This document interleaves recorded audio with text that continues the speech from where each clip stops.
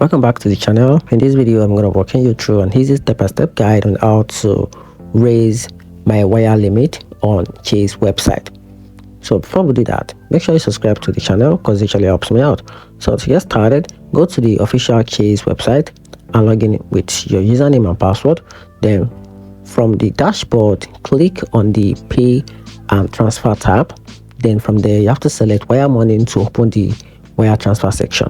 So once in the section, click on the manage payment and transfer limit or the option shown for adjusting limit. So once you found that, just the request to increase your wire transfer limit and follow the instruction. You may need to verify your identity with a one-time security code sent to your phone number or your email linked to your account. Then from there, enter the limit account you want and submit your request. So you have to wait for Chase to review and approve your request. In some cases, Chase may require you to visit a branch for higher limit approval.